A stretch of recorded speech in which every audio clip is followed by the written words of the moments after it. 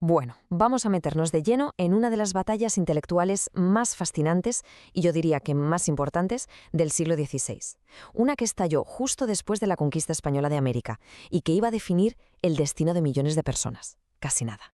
Y claro, esta no era una pregunta cualquiera, ni mucho menos. Era la pregunta clave para todo el Imperio español. Una que ponía en duda la legitimidad de todo su proyecto y que, de repente, lo llenaba todo de incertidumbre. Y aquí viene lo más sorprendente de esta historia. La gran paradoja. La crítica más dura, la más radical contra la conquista, no vino de fuera, no.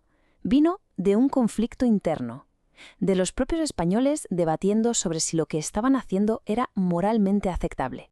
Es que, a ver, la conquista no fue solo un tema militar, de barcos y espadas. Fue algo mucho más profundo.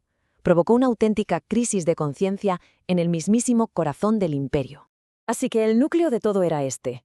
El debate no iba solo de política o de quién se quedaba con las tierras. Iba sobre la definición misma de qué es ser humano y qué es la justicia.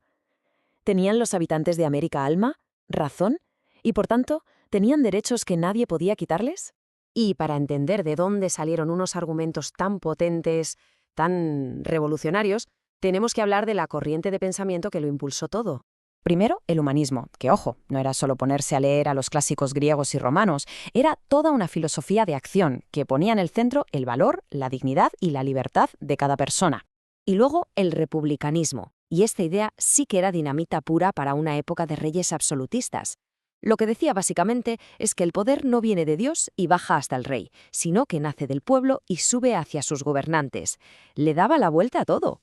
Pero claro, estas ideas no se quedaron flotando en el aire. Se hicieron carne en el debate entre dos figuras clave del México del siglo XVI. Dos humanistas que, partiendo de la misma filosofía, llegaron a conclusiones totalmente opuestas. A ver, fijémonos bien en esto porque el contraste es brutal. Por un lado, Vasco de Quiroga, el famoso Tata Vasco, un hombre que, sí, ayudaba a las comunidades indígenas, montaba hospitales, enseñaba oficios, pero que creía firmemente que el emperador español tenía todo el derecho a gobernar. Y por otro, Fray Alonso de la Veracruz, que iba mucho, mucho más allá. Su argumento era radical. La verdadera soberanía, el poder real, pertenecía a los propios pueblos indígenas, y por lo tanto, la conquista era sencillamente ilegítima.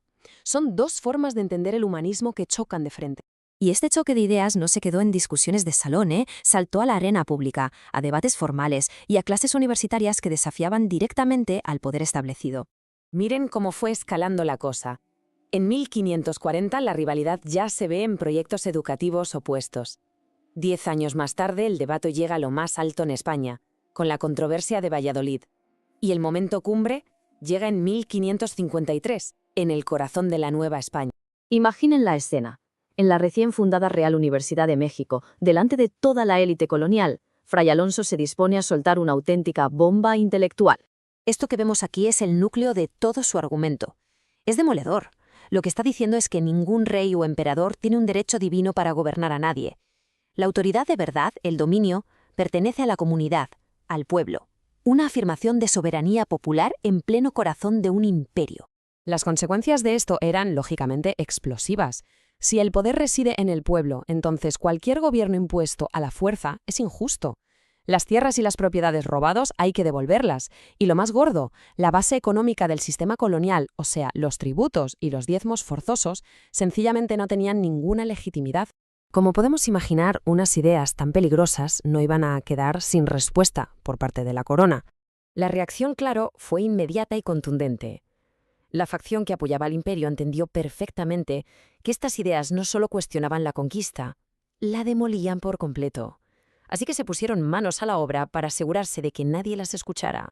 En 1553, Fray Alonso de la Veracruz escribe su obra clave sobre el dominio indígena y la guerra justa. Y en 1968, esa misma obra se publicó, por primera vez. Pensemos en esto un segundo. Más de 400 años. Estamos hablando de una de las defensas más antiguas y mejor argumentadas sobre la idea de que el poder reside en el pueblo. Y fue deliberadamente enterrada, borrada de la historia. Y toda esta historia de censura nos deja con una pregunta que es inevitable, ¿no? ¿Qué otras voces, qué otros argumentos cruciales de nuestro pasado, incluso de nuestro presente, han sido silenciados? Y sobre todo, ¿qué podría cambiar si, por fin, nos parásemos a escucharlos?